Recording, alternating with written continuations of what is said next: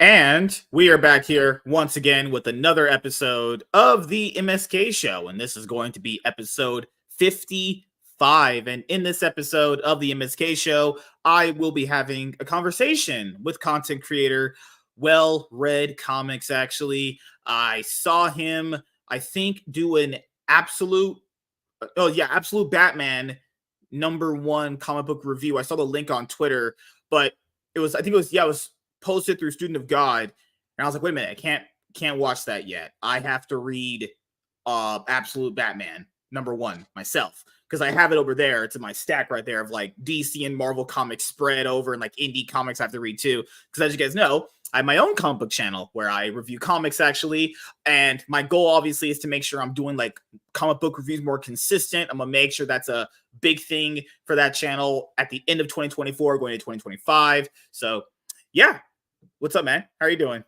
Good. How are you doing? Thank you for having me on the show. I really appreciate it. Well, I'm old, black, charismatic, rich, tall, and good looking. So I guess like nothing in Kamala Harris's camp they accept, right? You know? Yeah. Well, you fit all those parts. So let's start it here since this is your first appearance on the show. So that way, if you come on for a second, third time in the show, we'll have to do this again. How was your life growing up, actually? Traumatic, no comic books anywhere. Really? Yeah, crazy. I had to trudge through miles of snow to get comic books and fight off polar bears. So grew up in the tundra. Yeah. Okay, so you don't. So that's the backstory of like the abominable snowman or something. Exactly. Yeah, he loved comic books, by the way. Fantastic Four fan. Oh God, man. So what happened to you in life to make you like this? I don't know. Bored, kind of like everybody else. Yeah, just bored. Okay. So how was your life in like high school? You remember? A lot of drugs, Okay. So like crack, all that stuff. Yeah, it's usually pretty good. All the above. Yep. So after that, what about did you go to college actually at all? Yeah, I did actually. So. And you ended up finishing it, having to pay back a bunch of money, or you were like, fuck this, I'm leaving? No, I love to finish. I stay till I'm done. I don't pull out. Yeah. My pull-out game always is faster because I'm not trying to drip cum in a girl. Gotta just leave before that happens. Gotta drip it on their back. That's where you gotta go hard, man. Goes. Yeah. Mark your territory. Well, that's true. Otherwise, you just put it on their chest, actually. That's where it's supposed to go. Have them babies. That's true. So it's a woman's problem anyway. So what ended up happening in your life after college? I don't know. I started a YouTube channel and things have gone downhill ever since. Things have gone downhill. That's not how it's supposed to work. Things are supposed to go actually uphill. You start a YouTube channel, you go through all this work, and now you're just at the bottom again. Well, I mean, I'm on this channel, so things are looking up, definitely. Yeah. Don't lie to me. That's just fucking. I just like patronizing me. Holy shit. Right. So I'll ask you this: since you've had some ties to like a lot of other people's content, who are you essentially? Are you a black guy? Are you my dad? Are you Ethan's fucking illegitimate black son that we should know about? All the blacks. I'm all the blacks at once. But I mean, I've been around in CG for a long time, and started out in the chat. Was kind of part of the movement early on. I remember the very early days when things were just getting started, and stuck through it for like a really long time. So kind of a known commodity over there, kind of a fixture. I started up a YouTube channel maybe about 3 years ago, and I was one of the only people reviewing all the books back then. Yeah, that's the thing. That's the key thing that a lot of people just won't actually understand is that I'm not trying to shit on people. I really try not to. But you're an older guy, right? Do you notice when you see something and then you see a lot of people doing it, but then if like someone like yourself points it out, then you're the bad guy? But if like a bigger creator points it out, people just say, "Oh my God, you're just a fucking genius." I noticed that so like for CG stuff. So I followed Air July, right? Black guy. I heard he's pretty successful around these areas. So indie comics for me Oh yeah. So for indie comics for me weren't really on my mind actually, because I only ever saw like Marvel, DC, Image, stuff like that, right? Mm-hmm. So when Rippaverse started back in 2022, I remember just like seeing all these like indie creators under his thread and stuff like that. And then I started like venturing out in my other show, talking to a bunch of indie creators actually. And I was like, man, this is just a bigger community than I thought. It's like just a bunch of awesome people sometimes. But then there's the bad people, which we'll get into later. But the thing that you mentioned that is going to be really key is people will like a creator, back the book, give them money, then eventually like get said book after years of not getting it because the production is very slow when it comes to this stuff, because you know that, right? Yeah, and then they don't even read it. Then the creator goes, well, why didn't no one talk about my book? Why didn't no one read it? Well, there's a lot of factors to that. The biggest one that I've kind of conjured up in my brain over the many years of doing this is that because fans can be very like abrasive and confrontational, and then you have certain fans that are like non-confrontational at all. They just won't say anything. I think some fans of this area in the YouTube space, they don't want to like anger their favorite creator, because that could mean like, maybe they lose like, I don't know, being a mod or likes on Twitter posts. It could be anything. It could be the most simplest thing or the most complicated thing.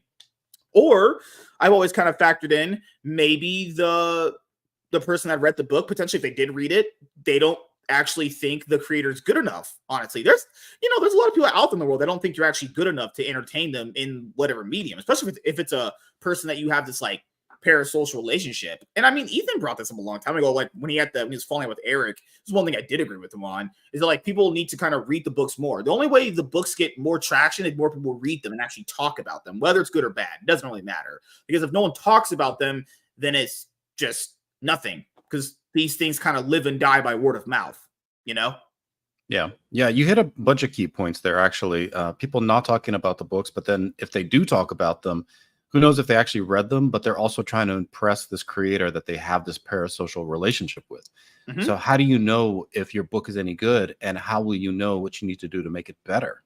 Yeah. So that was kind of our goal when I started. I usually review with a panel of reviewers, and I try to bring on kind of a wide swath of people from the CG community back then, fans and creators, and everybody was giving takes. And the goal was to try to be as blunt as possible. It was creator boot camp is the way we'd kind of think the idea behind that generally would be like, hey, we can say how we feel about something, but it's not supposed to come off as mean. You're just being honest, and then everyone kind of understands that it's not like meant to be malicious. But now with this kind of thing, people just think like, oh, if I say just randomly, if I haven't read Shane's books, I'm pretty sure I won't ever to, because I don't really have the interest to. But if I read Shane's books and I generally don't say, and I say they're actually just bad, a lot of people just say, well, you're just saying they're bad to try to gain clout. How would you know that though? I'm just putting out a review. I'm just saying how I feel. But as you said, how would you know I'm not saying it for clout? That's the problem with these kind of books. The reason why that doesn't apply with Marvel and DC is because, well, like let's use Tom King, for example. You know who that is, right?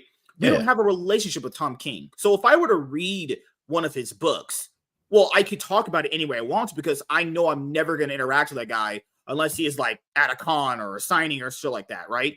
I think people being too close to each other within this kind of space pretty much puts you at a biased point of view of them, and it puts you at a conflict of interest in really, really confusing areas, I mean, that's a choice, right? Like you can choose to, chase the clout of that creator if you want to, and fluff their review and tell them how great they are, or you can just talk about the book in an honest way because you care about the movement and you want it to produce good books.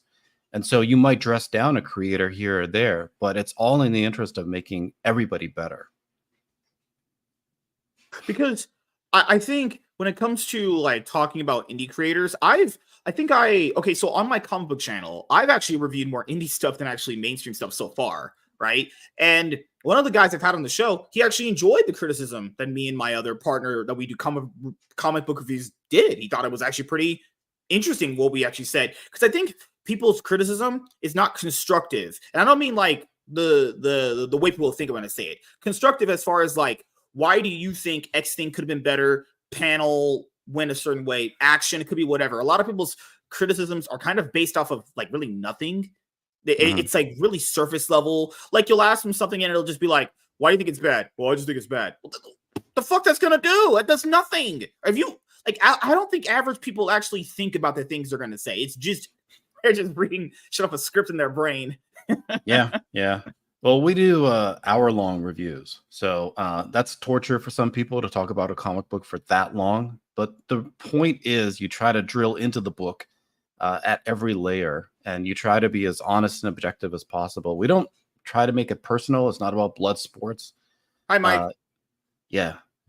Creator Well, Red, tell us more about Creator Boot Camp. Yeah, is this your secret boot camp where you're breeding the comic book Nazis, as they tell me, but the white supremacists? It's the boot campion champions represented in the chat. Hell yeah, let's go. Yeah. So, yeah, I mean, we're just trying to help these creators out. Like you said, they're happy that people are actually reading the books. That's number one. And so when they get on the show, we usually interview the creator after we review their book. So we do keep that engagement where we are still talking to the creator, even though we just gave them a really frank and honest review. And we try to go through all the points that we thought worked and didn't work in the book with them. And a lot of it is try to help. A lot of it is try to encourage. And a lot of it is to try to praise. So we're trying to give everything. And it's a new dynamic. Like, nobody's ever done comic books like this, right? Like, who's ever gone on YouTube and said, hey, this is me, I'm putting myself out there and I want to do that to sell a comic book. Well, what is that like for the audience? How are they going to be engaging this new customer base that's buying books, not just based on what they pulled off of a rack, but based on what they saw on a YouTube channel and what they thought of a creator? And so if you're going to try to have this crossover with the parasocial aspect and the marketing and the product, you got to have that full spectrum engagement where people are going to talk to you about your book to your face, what they actually thought about it, while they're sitting and having like a friendly conversation with you, because that's what social media is all about. So you're trying to make it more of an immersive experience, Yeah. I think that's what you're going for. Because I checked through a lot of your stuff. You reviewed a lot of stuff, honestly, not even just indie books. You reviewed like Long Halloween, you did All-Star Superman, you did a lot of stuff actually, and people need to factor in the reason why a good amount of people don't review indie stuff is because the actual traction you get on it is so much less than if you were to review like, a main popular character, because comics are already a niche and people's interests are already basically all over here and then barely down here. It's like you're fighting for fucking scraps. Yeah. Well, I mean, my channel, the algorithm definitely is trained on the indie side of things. So I get stronger reviews there. If I do a mainstream book, the reviews aren't that great, to be honest. So yeah, now it isn't. Yeah, before you had the traction of the mainstream stuff. Now you just you're doing basically just the indie stuff now. Yeah. Yeah. But now I'm trying to do more pre-recorded content. So we do less live streams because there's just less books coming out. But we do want to still try to grab the algorithm, look for a new audience, grow as much as possible. So we are doing more pre-recorded shows right now. We're venturing into manga more. And just recently, we finished recording some videos that talk about Uzumaki, the show. Yeah, that I've heard of. I haven't got a chance to do that one. I bought, it was this, I'm pretty sure you might know what this was. It's called Kagurabachi. Kagurabachi was the one that I was interested in. I remember seeing it on the Shonen Jump app that I have for my phone. It's there just in case I ever need to use it. It's like $1.99 a month. It means nothing in the grand scheme of things. So I have it basically just to show me new manga. So if I went to like Barnes and Noble or went online to Amazon, I could just get it. That's the newest manga I'll read. I have volume 1 just came out. I don't know if you have it for a manga or you're going to be reading it digitally. I think that's one you might want to check out if you haven't already did it yet. I haven't yet. So yeah. But you were talking about. Oh, sorry. Go ahead. Oh, you're fine, bud. No, you're fine. I was done. I was gonna ask. So you were saying you came in, checking out Eric July and everything he's doing in the Rippaverse. I think he's a shining example, honestly, in this space. Like, Eric has accomplished something really incredible, and his example is like to be emulated and followed. He definitely put a lot of advanced planning and preparation into his business model. He had everything thought out exactly how he was going to execute on it, and he followed through with that plan and methodically continue to execute. And he's just killing it. He's killing it. Like, it's undeniable. And if anybody is like riding him down for anything he's doing as a businessman, it's jealousy, because he is surpassing everybody at this point. It's kind of like the way that I look at like certain people. Like, I know people don't like Mark Cuban. I don't either, obviously, but I wouldn't call him stupid as far as like business wise. He clearly knows how to make money. Like, if you were to ask me, would I take business advice from a friend or would I take it from Mark Cuban? I'd probably take it from Mark Cuban. Probably would.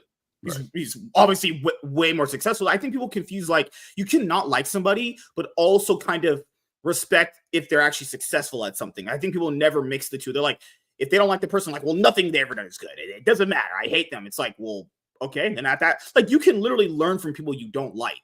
It's hard to admit for a lot of people. I actually can. I actually learned a lot from people that I don't like, more than people I do like, generally speaking. And then the other thing you mentioned too was when I dove into like this indie stuff, I ended up getting a lot of indie stuff. Actually, I ended up getting stuff from Phoenix Press. I bought stuff from Mike. I bought stuff from C.S. Johnson. I bought stuff from, oh my gosh, too many people. Tyler Draw and Talk. I bought B.A. Turner's book. Who else is there, man? It's too many people. There's too much money spent. I did back John Malin's Godlike book. I know I'm not getting it in about 3 years. I don't care anyway. It's not much interest to read it. I want to do the thing while I'm waiting for a book for 3 years to say I did it. Then I can bitch and moan. I could go on eBay and buy it right now, but like, it's a little overpriced on eBay. And by overpriced, I mean well more than I would pay for it. But you know, like, just one little show to me of what indie was for comic book wise, and then that just kind of did a trickle effect where I talked to so many people. Actually, you know, it's awesome meeting a bunch of people that do this stuff, and then from their perspectives, I was able to learn, like, okay, doing this is not easy. I know a lot of people think they could do it, but you don't, especially for comic books, honestly, because a lot of people just don't even understand how you even make one. Like, I only know this stuff because, I mean, I could just ask people. They'll just tell me. But if people knew what I knew about how to make a book, you wouldn't want to do it. Because most people in the space, it's not kind of like an unspoken rule. Most of them are probably even working for not even what like the actual rates would go, because you make so little money doing this. You know, that's where I think the jealousy comes from too, is like everyone's trying to get this dream of like making comics their own business. So if one person does better than them, since people know it's already a capped audience and a niche, then they think that takes away from them. But in reality, that's not how success works, though. You know, you could be successful doing your own thing. I could be successful doing my own thing, but average people don't see it that way because, you know, business is competitive, you know? Yeah. Yeah. Well, and they worry about somebody who's got like a lot of weight and a lot of pull. And, you know, a couple of words from them could just like destroy your business because they just got way more clout. That's the danger of doing the business in the social media space, is like clout is currency. And you can make or break a business based on how much clout you have, how much you're able to convince your audience, you know, of a particular topic or a particular narrative. And so people leverage that a lot in their business because the sad truth is that it's not the quality of the product that always makes success here, that builds a business.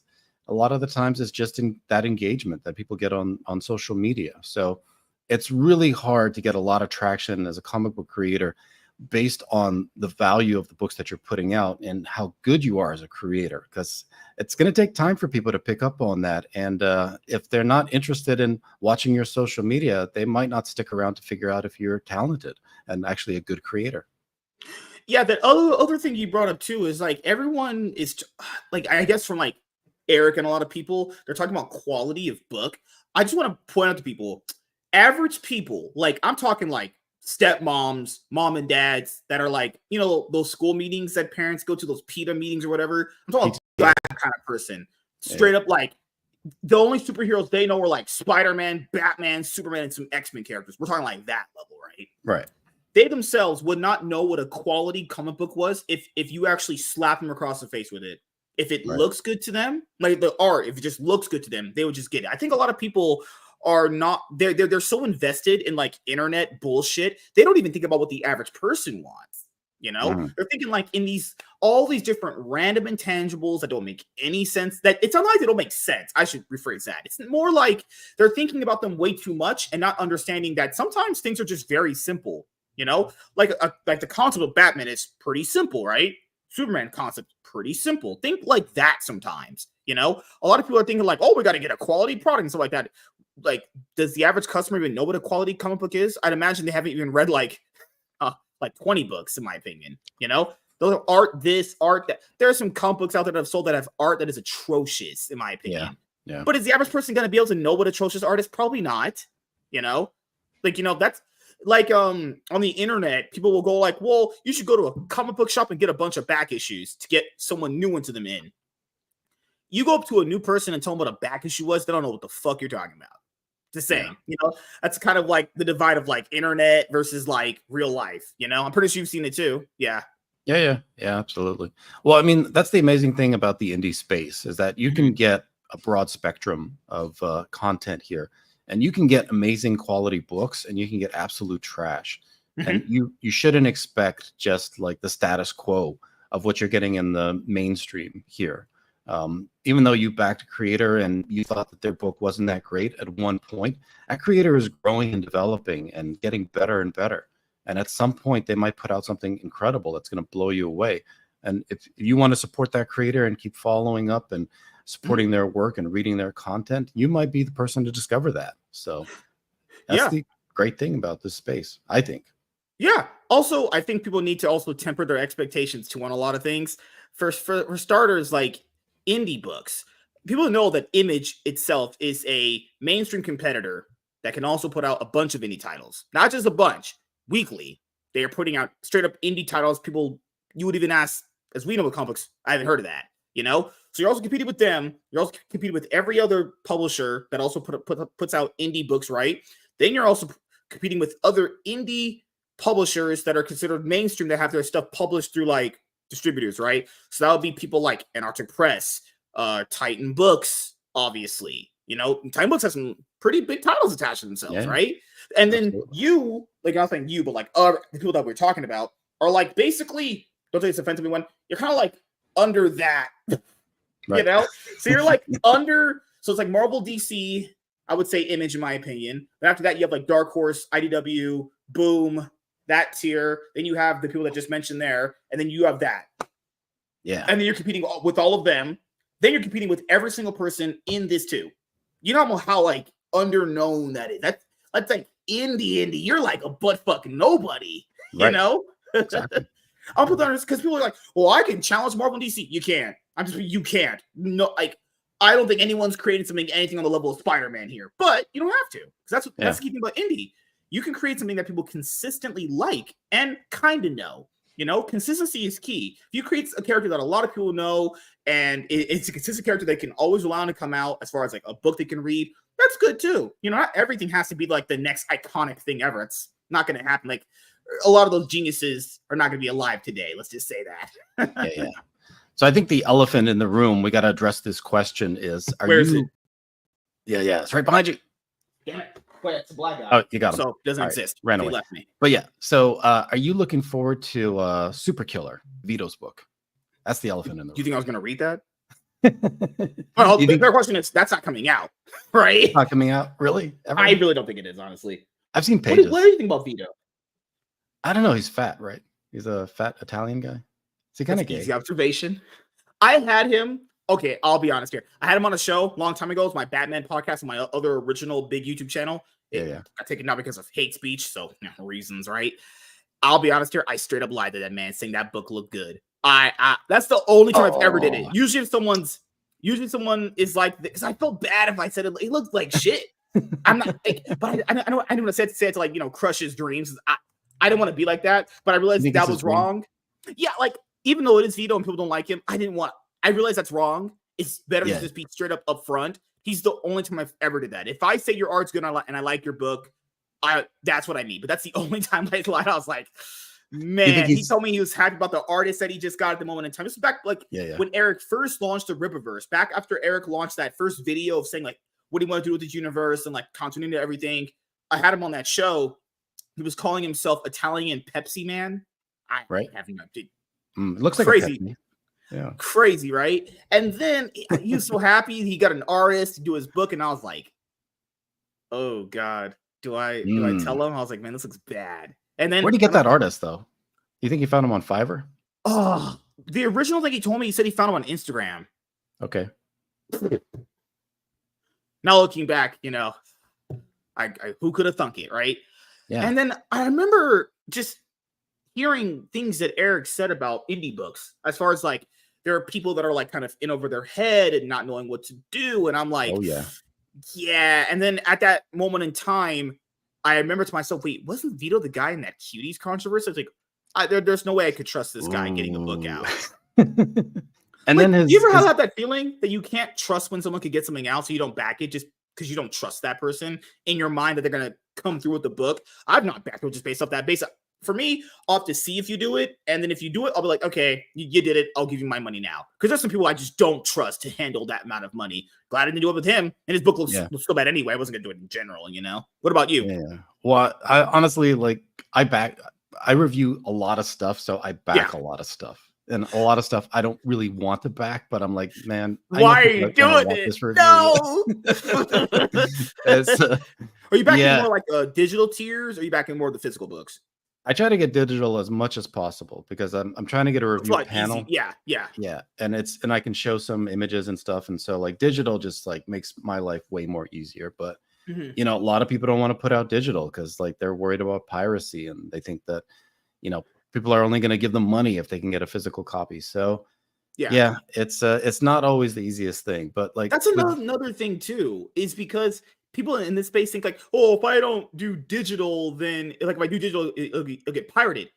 I'm just to be honest with you, I don't think your stuff's good to be pirated. People aren't even checking for you. You're not like people do think their self-worth is so much up here that they're thinking they're putting out some god tier shit. And to be fair, you might in some people's opinions, but your stuff's not going to be worthy enough to get pirated. No. What are we doing here? Yeah, you should be thankful if people are reading it, even if they got a free copy. Like you just want readers at this point. Right? Yep. Yeah, that's the deal.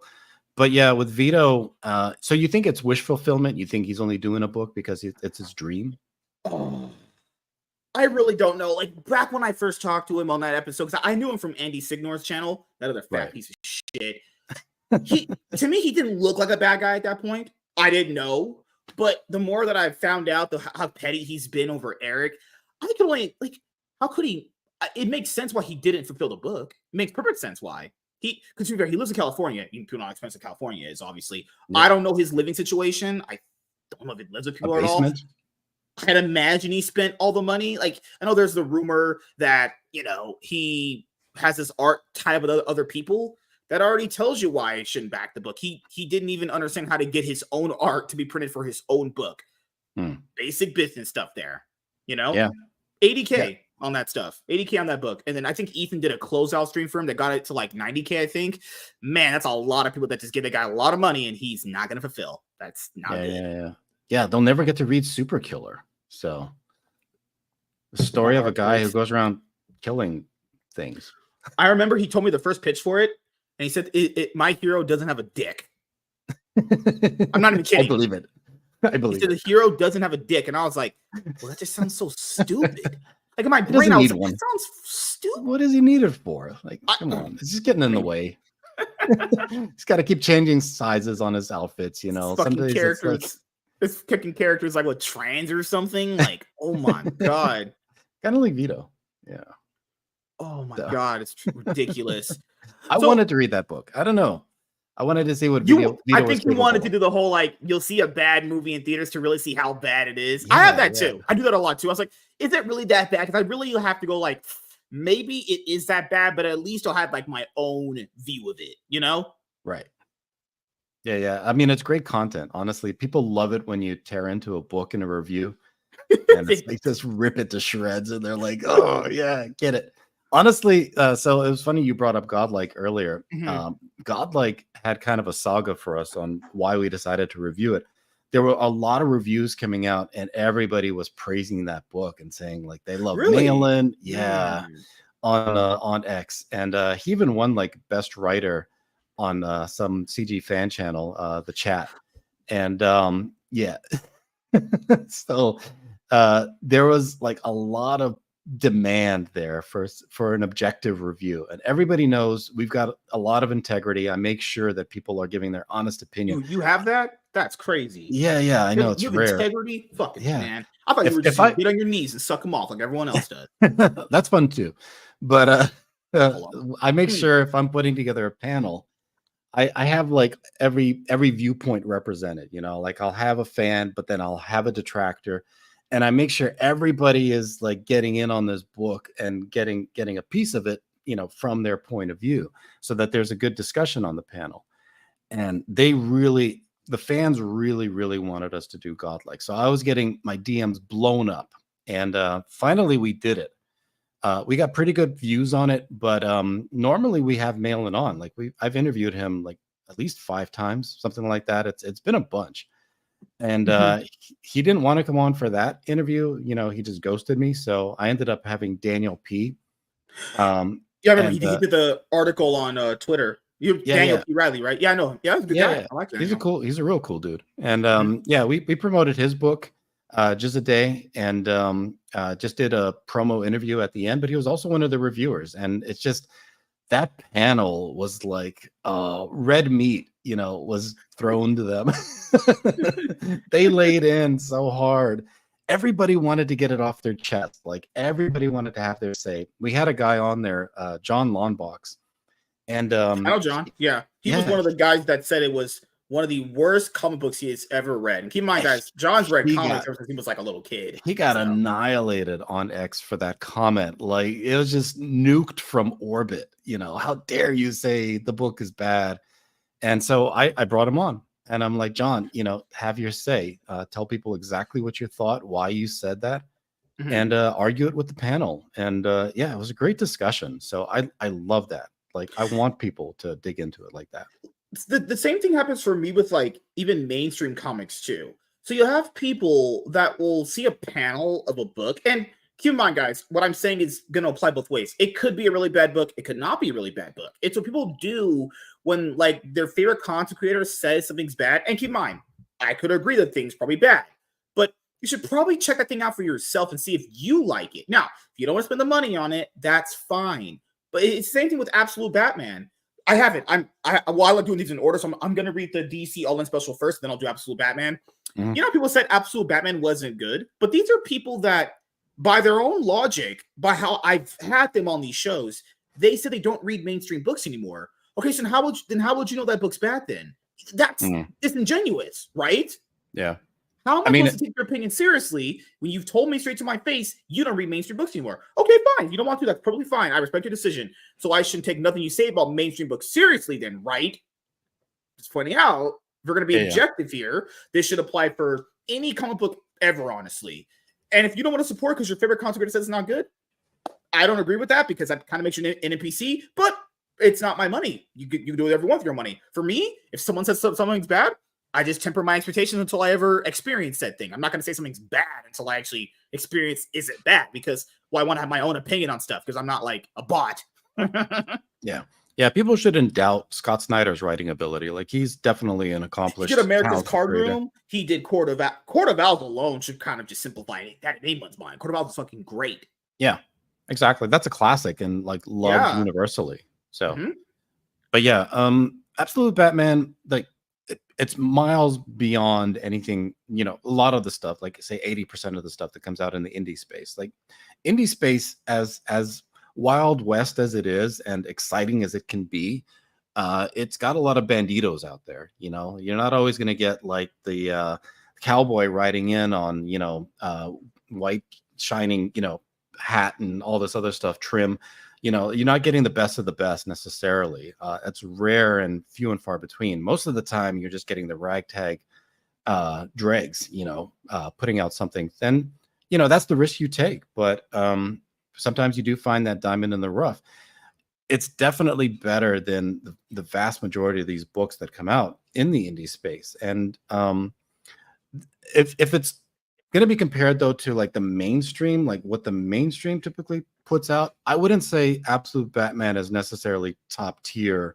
I would kind of all consider this stuff even. Like, when people say mainstream stuff is bad and indie stuff's better and vice versa, I think they're just about even. There's, even just for myself, there's very few things I've read recently where we're kind of ledged either or. I think what may put the mainstream ahead currently just by one book is I did read Volume 1 of Transformers Robots in Disguise by Daniel Warren Johnson. I know Volume 2 is coming out next week, so I'm definitely getting that.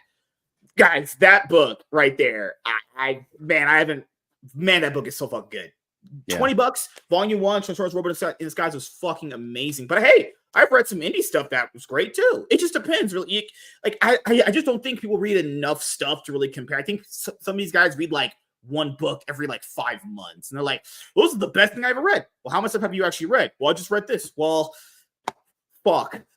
Did you read Simon Furman's stuff on Transformers? Were you an old school Transformer reader? For Transformer comics, I've only ever been to like the animated series and the movies comics. That was my first actual exposure to Transformers comics. I know there's Dreamwave stuff, and I had this stuff in my eBay. That's garbage. Really? The Transformers Armada stuff, right? Oh, that's garbage too. Yeah. Oh, a lot of stuff's really good. Okay, I'll check it out. I'll see what it's about. I mean, I like the Simon Furman stuff, like the stuff he was doing on the original Marvel run, and then the Marvel UK stuff when he was working with Jeff Senior. So, like that stuff is really good. It's Hobo's lying. He posted a picture of a shelf with omnibuses on there. Guys, omnibuses cost like fucking $80+ sometimes. Yeah. I know. I have a lot of them, as you guys can see. I have more on my other shelf. So you can't see. I don't spend my food stamp money on omnibuses. Your EBT card's maxed out. What? I don't make enough to get EBT. Actually, I make shit. The lady told me that I made so much I can't get EBT. I don't know if that was a compliment or a insult. It's borderline. You're getting screwed. I think you have one of your supporters is in the Rumble chat. He says, "Hail and well mead." Oh, thank you. His name is Andady. May the mead be with you. Daniel P. Riley is awesome, and I call him Sword Mage of the Iron Age. Awesome. Yeah, the whole godlike thing. So John, I don't even really hate John all that much. I think John, I think he brings a lot of interesting discussions to the table. I think the only things I generally disagree with him on was he was talking about, it was the Ed Piskor situation, remember? When he was like, man, do I have to blow out my brains to get F&T to know? I was like, John, you're smoking crack. What do you... Man hit the crack pipe all week for that one. I was like, John, that's a bad take. Bad take. That was like, bro, like, I get why people don't like him. For some, that personality can be pretty off-putting. I don't find him all that bad, really. Like, compared to Shane, I could give two shits about what Shane thinks. That guy's just a fucking loser. Like, I'd rather listen to John. When I hear John talk about comics, I'm interested. When Shane talks, just fucking snoring. Holy shit. But that's the thing, though. CG is kind of built up on this thing of, like, you know, we can take it. We can take the criticism. Yeah, when Godlike was getting criticism, I didn't see John for a week. Man, split. Bruh. Godlike was getting annihilated. He was just, I'm gone. Okay. All right. And he's like, I'm at this con now. Okay. Yeah.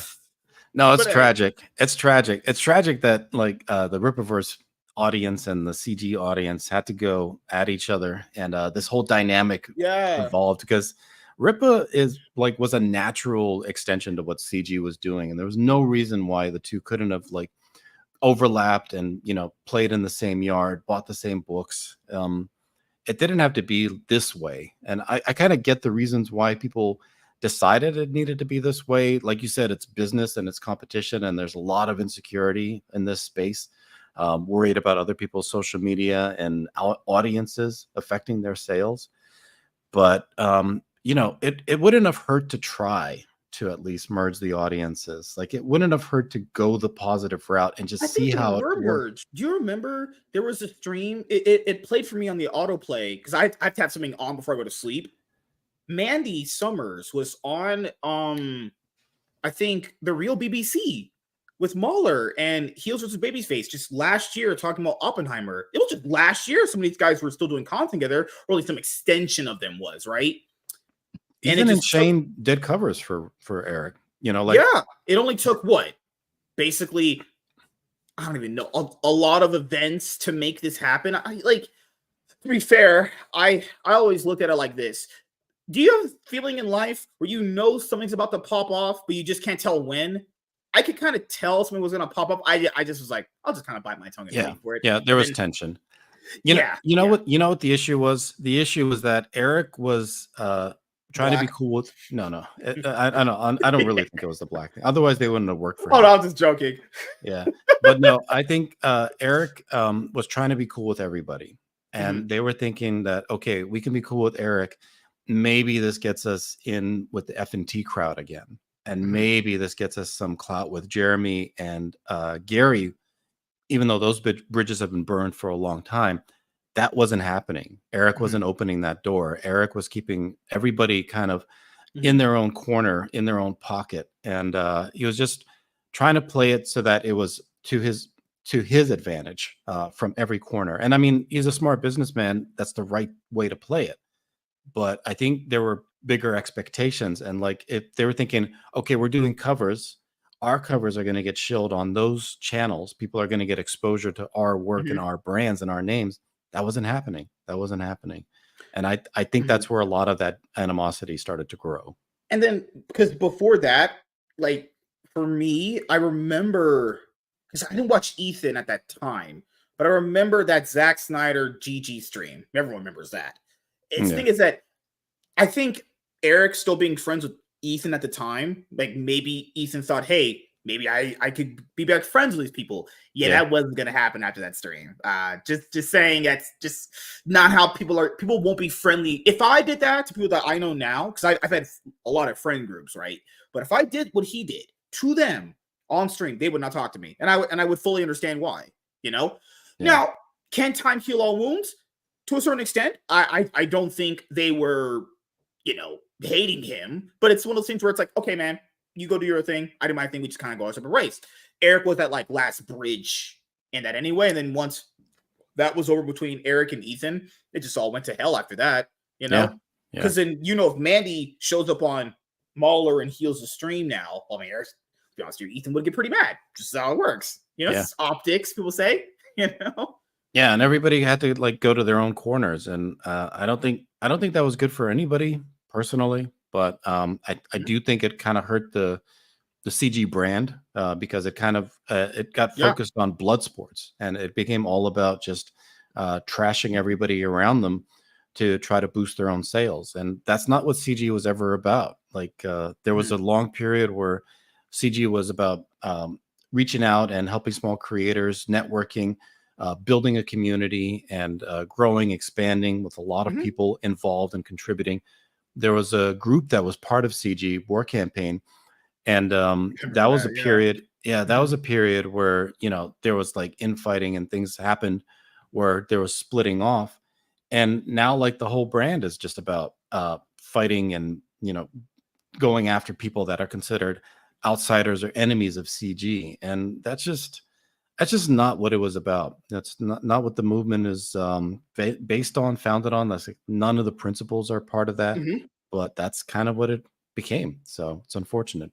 Because isn't this just like everything some of these guys have said about mainstream comic books? Don't they do the same? There's no way. I believe, as being old as I am, there's no way people don't have like private DM rooms together. There's no way. I don't believe it. Yeah, they definitely do. Sure. It's just because all the drama back forth and infighting. I mean, CG at this point has a pretty terrible name. I don't know why people are fighting over that as a trademark. I don't get it. It's such a tainted name, such a waste of, like, speaking of waste of money, there's a lot of things you waste your money on. That is a waste of money. Wasting your money on some trademark for that has such a horrible brand name to it now at this point. And because like what isn't CG to me is basically just some sort of like online version of what Image Comics was in a more of a ghetto sense. I mean, it's an online version of like it's an online version of Dick Masterson's brand. I mean, it's at this point now, yeah, it's blood sports, and the people who are in it and have been in it for a long time and they're not going anywhere. They're just the hardcore, diehard fans. Yeah, they might see the nuances of all the different things that happen and what creator is good, what creator isn't good, and all this other detailed low-level view stuff. New readers coming in. New people who just look at the landscape. They're like, okay, here's this Ripa dude. He's got a company. He's putting out regular books. He talks about things that I agree with. His message is positive. He's not fighting with other creators. And here's this other brand. They put out books sometimes. They're all about the blood sports, and they love to go at other creators. Which side am I going to be spending money in? What do I think is going to be a better return and going to get me more comics in the future, more storylines, more of the stuff that I want to invest in? They're looking at Ripa's stuff. They're looking at all of his network that he's building up because it's the positive messaging. It's the stuff that CG used to be focused on. Just as of today, Ripaverse, because people are talking about money. It's crazy. People talk about this not making. imagine this being considered a failure when it's this much of money that a man can make consistently. Bloodruth today passed like 300K, and the Horseman passed 700K, I think, a few days ago. That's just another $1 million right there. You know, all the campaigns do like above like 300K. Right. And he's just getting constant money, which is good. I have no problem with that. But it's the people that say, well, why do all these Rippaverse fans care about money? First of all, unless you're some broke, worthless idiot, or you're just straight up a loser, money is all that matters. It's like when a broke person tells you, well, money's not all that matters. It's about like happiness and all. Money won't make you happy. It's like, first of all, that's not true. Money does inherently make you happy. Roof over your head, bills paid. You can also buy food. You provide for your family. If Eric's company makes more money, more artists, more merchandise, more animation he wants to do. Money literally is the only thing that matters because it's the thing that is the gateway to happiness. Anyone that says money does not matter or it can't buy you happiness is some broke fucking bum eating out of trash cans. I would never take money advice from you ever. Well, because you're probably a broke bum eating out of trash cans. Money mattered for CG, like the Six Figures young lady. Yeah. You know, meme that came out of CG because it translated to success. It meant that the business was working. The message was getting out and customers were backing. And it's just a representation that what you're doing has merit and it's validated. That's all. So, and people believe in Eric's message because it's not just like, oh, they only showed up for Isom because that's the first character he did. So Isom's just going to get the benefit of the doubt because that's the first character people saw of the company. Guys, it's not the case. People have showed up for Alpha Core. People showed up for Yaira. People showed up for Ripazine #1. They showed up for Gooding. They showed up for the Horsemen. They showed up for Bloodruth. This is constantly going. Oh, that's fine. And remember when he did the $5 sale? Eric made $62,000 from selling shit. He just had an extra $60,000 just cause. Like, it's not like the fans showed up one time and it's just a one-hit wonder. No, they constantly keep showing up. That's a constant, huge money pool there. So yeah, the money does matter because it's not just about making the money. It's more about people's lives are on stake here. Like, there's people that he hired to do this full time. You know, there's operations manager. I know Kara and Andrew. There's Taylor. There's a bunch of people's lives attached to this. So yeah, it definitely matters if you make money. Well, people say, no, it's going to fail. Well, if this is considered failing, please let me see your life. Let me see your bank account. Tell me if that shit is real. And people might not agree with me if I say this, and if it gets out that I said it, I'll probably get a lot of heat. But my impression is that Eric also doesn't have a massive ego, and he's willing to take advice and direction from other people, particularly if you think they have talent and skill. And he's bringing in massively talented creators. He's got Chuck Dixon working with him. He's got Mike Barron working with him. He has properties developed by them that he puts out. He takes mentorship from them on his writing. He's always showing admiration for the legends and people who have demonstrated that they have a lot of capability in this industry. Eric isn't a guy that thinks that he just is the greatest thing ever in every regard and doesn't need to take advice from anybody. He's just a man with a business vision that he's following through. And because he's got like a determined approach where he laid out his path and he's gonna see it and make sure that it executes, people think that, you know, he's not willing to take any kind of advice or any kind of direction because of that. But that's what a businessman does. A businessman lays out a path and executes and takes advice when it's given and when it's given by people with experience and knowledge. Yeah. The thing is, he takes business advice from people that have had success in those areas. And that's also what a business does. Guys, I work a job where if the store manager can't do it, you know what we do? They call a contractor. That's what every business does. When you can't do something, you go call the guy that can. I'm pretty sure most of us can't do plumbing work. Okay, so I'm pretty sure you're going to call a plumber if a pipe bursts or your sink is not working properly or your toilet's not working properly. You know, that's what average people do. So I hope an average business person that owns a business does that. Because that's the humble part about being a business owner. You realize you can't do everything. So you pay people to do it. People say, but he's not. Why not give more? If I'm so rich, like he's definitely well off right now at this point. If he's rich enough, why not just hire people to do it for him? Right. That's it. That's what you would do. If I can't do something, I hire someone because I realize to myself, you know what? I can't do it like this person. I'm not good enough. This person can do it, and you collaborate on it. White people think Kanan White's there. Exactly. Eric always realized he couldn't draw, so he hired illustrators like Igor and a few other people that I know, and Kanan White's there. Hey, he can't always do the social media promotion thing very well because what he puts out is pretty divisive. The Saska sisters can only write comics. There's the positive word of mouth around them is just beyond out of this world. They could be your cheerleaders on social media. I mean, that would look kind of hot if they were in cheerleader outfits. Whatever. That's what I'm today. So, just but they also do. They're also filmmakers. Like he was really, people talk about, his decision to hire them. They write comics and they have connections in filmmaking, and they were able to, develop movies for him. Like that was a really good move. And people just don't see those layers in it, and don't see how he executed it. Kane. Yeah, Eric knows Dean Kane. Exactly. The guy is thinking, in 4D chess mode, and everybody's like, man, he sucks at checkers. So it's just not seeing the whole landscape, not seeing the whole plan execute exactly. You know why? It's because average people are stupid. Like if you're the average person, literally is. We're talking about Kamala Harris, right? There's no way on this planet that lady should be anywhere close to winning like Trump. We know that. Right. Average people are so beyond stupid that they're gonna vote for that horrible lady coming up this Tuesday. Average people just aren't that smart. I used to be in the same camp. Maybe average people are that. I think some average people are very smart and there's some aren't. But the some that are not smart are, man, good Lord. They might be the most low IQ motherfuckers on this planet, man. Well, the problem is they listen to the wrong sources of information. Like they're sitting at home and they're turning on their CNN and then MSNBC and reading their, Wall Street Journal or whatever paper, and they think like that's the truth.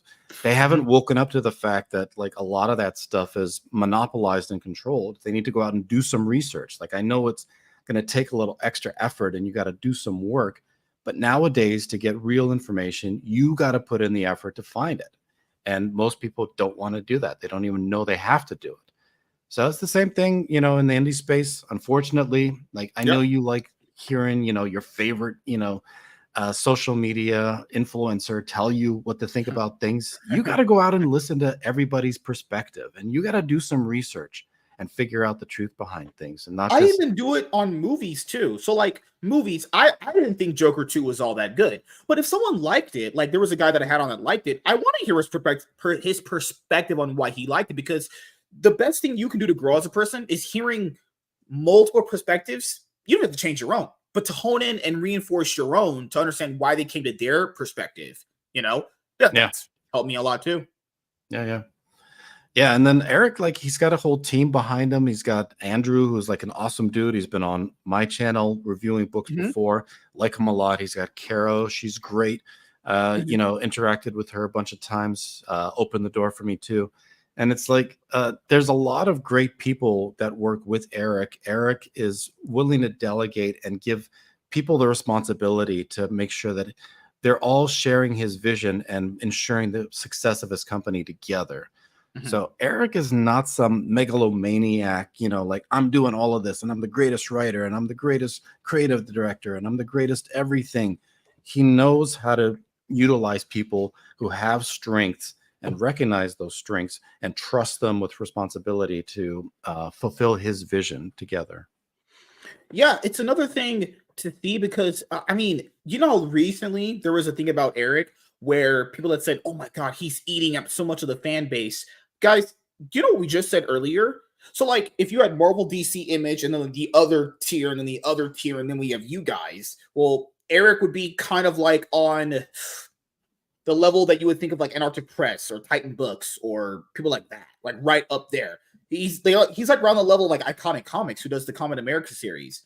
Like, Eric himself is still relatively unknown in India as well. So, if he's at the top of this level, and you're like right next to him, he's not taking more people from you. He's still just as unknown as some of the other people we've mentioned. It's all a growing thing here, Yeah, people don't see that. Like they're short-sighted. They don't envision the idea of a growing pie. They're like, no. We've only got these few slices, And if I'm not eating the whole pie, then I'm just getting crumbs. And they're crumb snatchers.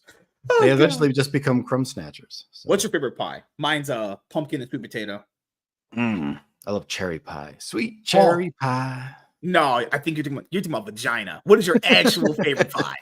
You really like cherry pie? Uh, It's I like I disgusting. like I You're like sick in the pumpkin. head. I like pumpkin. I like sweet potato. I like pecan. You know, Oh god.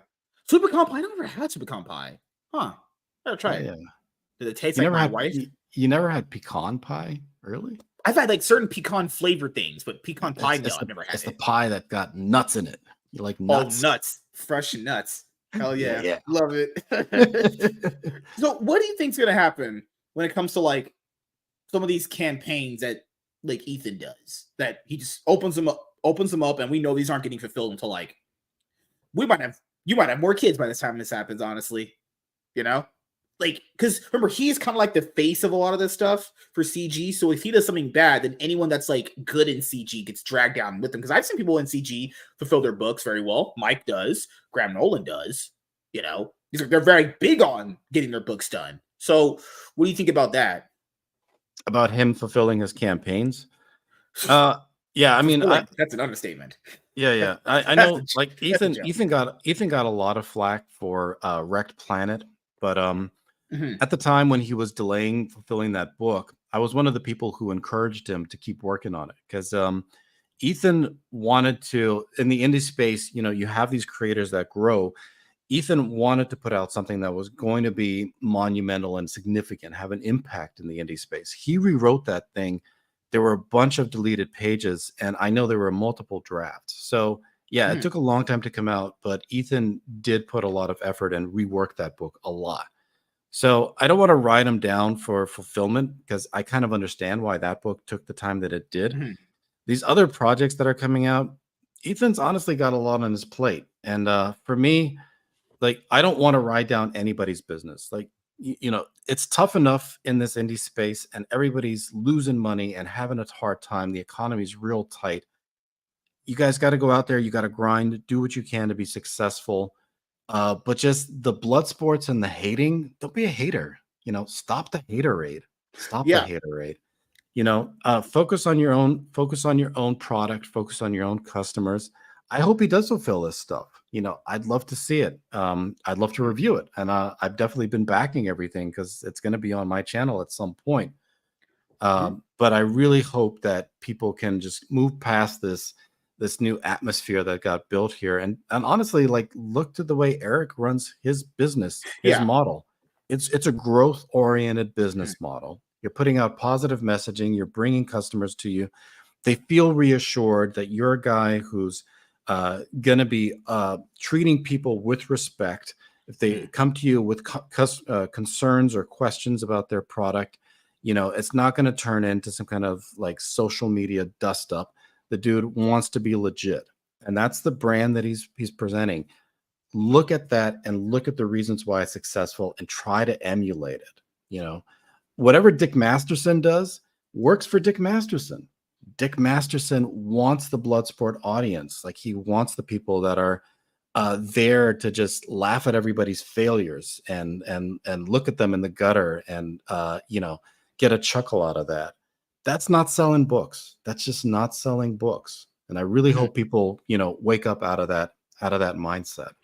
Yeah, it's another thing that, things are already kind of hard to do here Yeah. as far as, getting things done. Like, and especially if you're working with a team of people, because there's people that I know that don't do it on their own. There's some that can basically write, ink, illustrate. Some of them can't letter. Obviously, you have to have editors to go over the page and everything. There's a lot that goes into this, you know? So when you do get the books, I always tell people, hey, whenever you got the free time, can you read it? I always, because word of mouth definitely can, be super helpful because there's books I haven't read yet, but I've heard the word of mouth of them constantly that made me go like, when I have the money, I will get the books. Like Reenie's books on Fiendish, Mhm. right? Those are Mhm. always talked about as good. The word Right. of mouth of those is good. Maybe it's because she's kind of hot.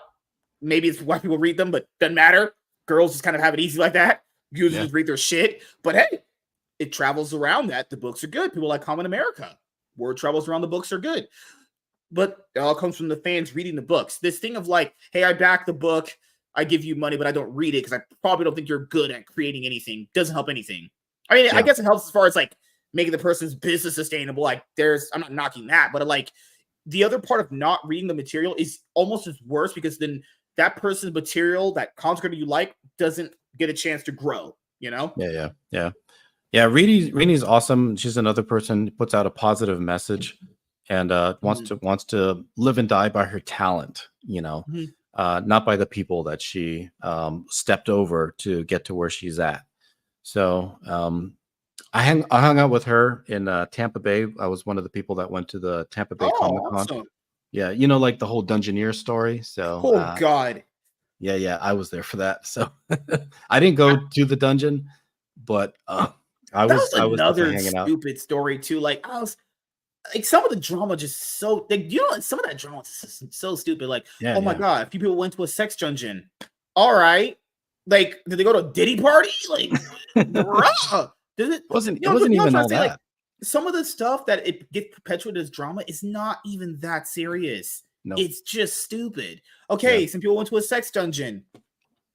Awesome. Like, the fuck you want me to do with that? You know? Like, hey, if you went down there and got absolutely blown, awesome. I congratulate you. If you pounded out a hot lady, awesome. Well, they went down there. Cool. Yeah. The fuck? Nobody did anything. Nobody did anything degenerate, you know, and there was nothing degenerate going on there. A lot of the reputation that club has is exaggerated and hyped. So it wasn't all that, and you know, to say those things about Rini wasn't cool.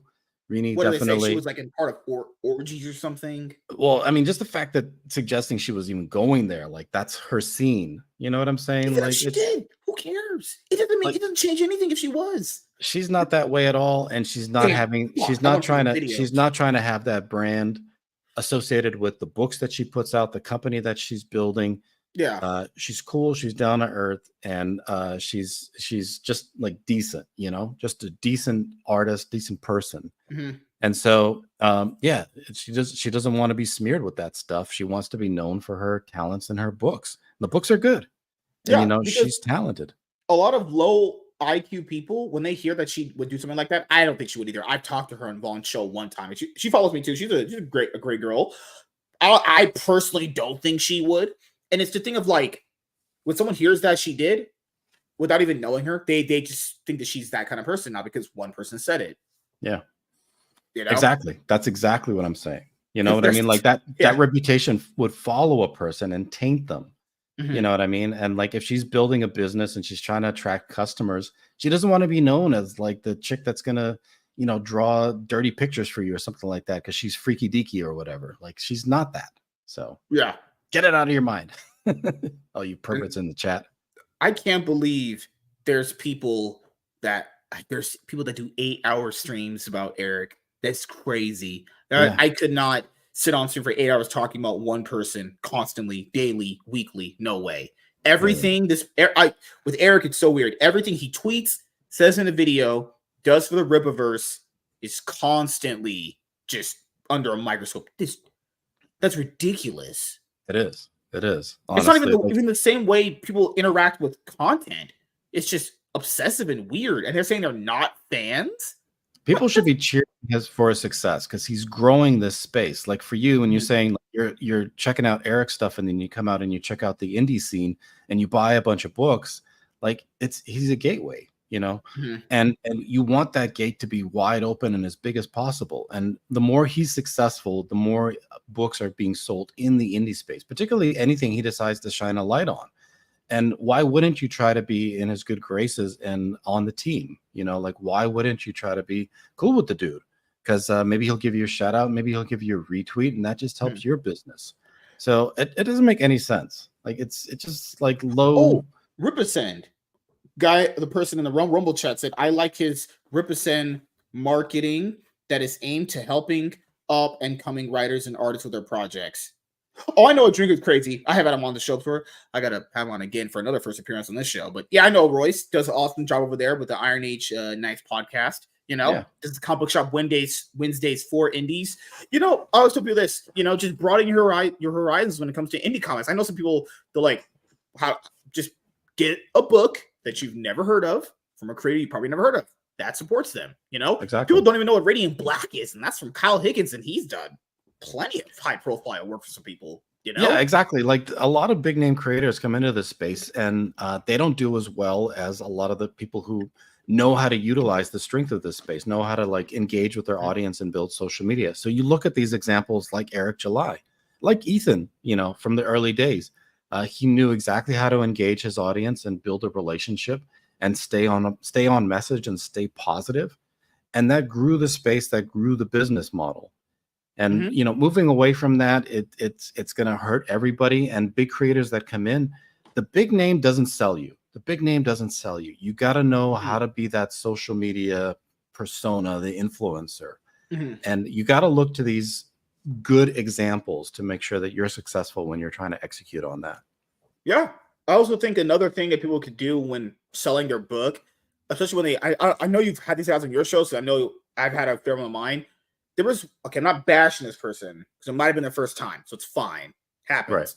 Right. But some indie people I've had on, they can't have a conversation like we're having. You know, we're having a thoughtful conversation where we're just talking, right? We're having just going back and forth on stuff. Some of them can't. Some of them have the worst, not just interview skills, because that has to be developed over time. Some of them have the most bland conversations ever, and it's just so, it's like pulling teeth and gnawing at the chalkboard. You gotta entertain. Yeah, I had one recently, and person doesn't know this. I had to delete that. I'm not keeping that up. If you and anytime that's happened, it's not just for that person. Anytime it's happened, I've gotten rid of it because I'm not saying you owe me this, but if I'm here trying to bring that personality out of you, and you to sell me your book, if you're just like going, yeah, this is great, I like this, get out of your shell. Like honestly, let's just end the show right now, and we could just go because that's wasting my time. It's a fucking waste of time to do this when you're just giving me some robotic not answers. This space is not for introverts. Like you are your marketing department, so you gotta entertain. You gotta come out of your shell, give your takes.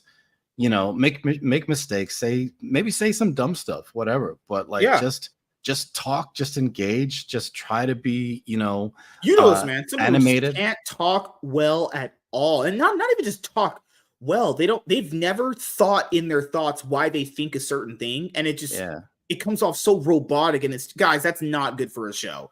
There's no way you're gonna come up as entertaining when you talk like that. I just had one recently, and I was like, nah, we're not. This is ass. I had to end that shit so quick. I was like, 30-minute mark. Oh fuck, this is over. I'm gonna just make up some bullshit and we're getting out. No way. That shit was trash. It's a tough game. It's a tough game. Not everybody can be a player, but you gotta pick up skills. I'm actually see?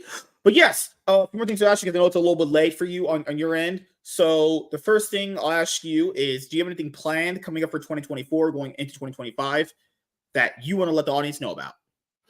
Yeah, we're doing a lot of new content on my channel. We're going to be doing pre-recorded videos. The goal there is we're going to hit the algorithm a little bit, work the zeitgeist, but we're going to be promoting creators. So every single video is going to feature creators on it. It's going to be creator marketing. And we're going to try to boost indie creators with pre-recorded videos that hopefully will get some long-running backers. So no, live stream campaigns where you just try to do the used car salesman bit. This is going to be a new approach to trying to get backers for these indie comic creators. So definitely check it out. Make sure you're looking out for your favorite creator when they join on a stream, and back an indie comic today. Awesome. Yeah, because a lot of this just feels like used car salesman stuff. Hey, I come on the show, show you my campaign, play a trailer. I think there's some people that can do them very well, but for me, comic book trailers are just, oh god, I hate them sometimes. Shill streams are death. They're just so fucking boring. Like comic book page trailers are so. I have to tune. I usually tune out of the show until that's over, and then I'll come back because they're so. How much does a trailer for a comic book sell that actual book? I think that's one of the most overrated things in industry space in general. You know, I got to have a trailer for my book. Why? Then it probably has no impact, none. But we have to have them all. Man, the sausage sisters are in dresses. Oh, fuck. But back to my brain. I'm gonna try to get them on for an interview. Like I am gonna review Yaira at some point, and so no, you reviewed Ice Summon Alpha Core so far, yeah. Yeah, I reviewed both those books. Man, who did I interview for Alpha Core? I don't even remember. Did you think they were as bad as everyone said? I didn't think so. They're saying they can be improved, obviously. I don't. So I have a rule when I do the reviews, I don't read the books, and that the reason for that is because I'm the host. I'm asking the questions. I'm trying to stay objective, so I don't want to bias anything in the review. So I don't read it ahead of time. I make sure that the reviewers are giving their unfiltered opinions without me interjecting. Okay. And the last thing I'll ask you is, do you have any shout outs you want to give to anyone in particular, and anything else you want to say before we head out? Definitely shouting out my co-hosts, Matt Krotz. He puts out a book, Kyrie. Awesome historic adventures, all through history, globetrotting, and swordsman. So he's already put out 4 volumes, and that's an awesome indie series. Great high quality comic creating, both writing and art. And also Twitless, who does Omega Girl, Silver Age, classic, adventure, superhero type storytelling. And he's already got 5 issues out. So Twitless is definitely a guy to be watching as much as you possibly can. He gives a lot of great takes. The guy's really thoughtful. You can check him out on my channel, Well Read Comics, and he's going to be doing the videos with us. We also actually have a review coming up. We're going to be doing Ghost of the Badlands, which is Razor Fist's book. And for that, I've been trying to get Razor to come on. I don't know if that's really going to work out. George himself doesn't do a lot of interviews, so I don't think he's going to be willing. But I do have one of the regulars that we typically get for reviews, Aldous. Also Michael Bancroft and Matt Fowler, if you guys know that name. So he did Tiger Blue, which is also a really great indie series. I've got all the indie creators kind of just floating around my network, and I get them on whenever I can. They give opinions about the comics. Like, I think that discussion, having your peers critique your work, give their takes on things, they're professionals. They know how to do it. They're professionals in this space. Let me clarify that a little bit, because everybody here is just learning their craft, developing their skill. They're students.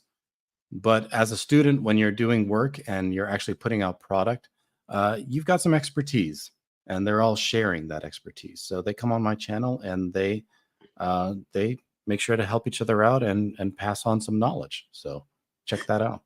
Yeah. Because people have mentioned the space. Well, we need more of X creator doing X thing. Well, if you guys want that X thing, you need to go support that X thing, because it seems like sometimes the only thing that'll even get viewership when you're doing this stuff is just drama, and it's like, well, that's not a long-term sustainable mindset on that stuff, because that stuff has a cap at a certain point. You're going to get a cap of viewers, and if they're not seeing drama in the title or going on the screen, they're not checking out. So you might as well build an audience of, actually being there for the actual medium itself. Because we're here because we like comic books and like talking about them and interactions and dialogue and pacing and all that good stuff. Well, then as an audience, you should support that, because that's what you are really here for, right? You're not here for who's sleeping with who, because that doesn't mean anything in the grand scheme of things. They're all sleeping with each other. Yeah. And I'm not banging any of them. Crazy. No. Yeah, man. It was great to it was great to have, well-read comics on the channel for the first time. And thank you guys for checking out this episode of the MSK Show. We will see